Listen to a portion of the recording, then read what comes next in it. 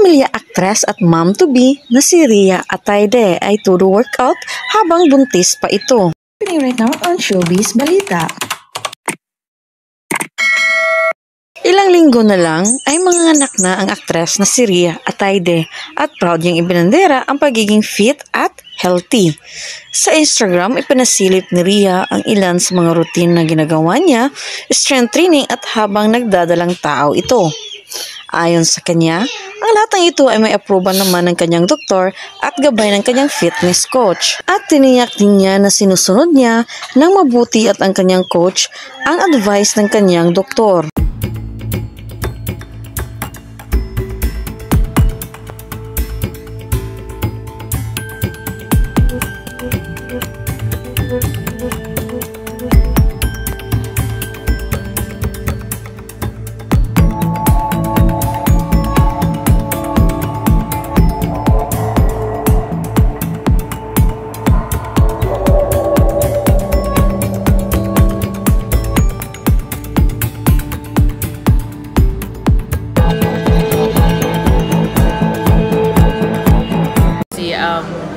Yeah, so I feel like if anything, if women are pregnant, that's something I would urge them to do. I try to work out at least 5 times a week. Oh my God, OA. 5 times. But wait lang, so hindi ka Girl, tabahin ako kung hindi ako lalaki pa ako ng todo. Wait lang, but hindi ka maselan nung first weeks, did you vomit? I mean, I feel like everybody goes through the motion of that. Pero, and it was just, basta, there was just so many things going on at the start, and I'm just glad that I'm past that first phase. And now, you know, we just wait. Nagbe-baby moon ka na ba? Ganong phase na ba? Parang hindi naman. Parang life is normal, life is good. I love it. And so what's next? Are you the type of mom who's gonna be a doting mom?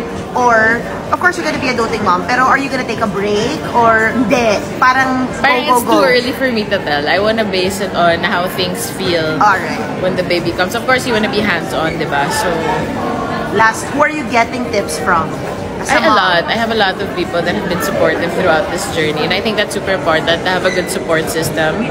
I mean, if you're looking for celebrity names that I've been asking for questions, Ate Isa, Angge, like people that have been through the journey also. Gotcha. What best advice from your mom? Oh my gosh, ang dami kasi yung sinasabi. Kaya nga, na-imagine ko, ano? I mean, first of all, breastfeed. So, yeah, yun. Magiging ano ka? Magiging padede mo? I hope so. That's the goal.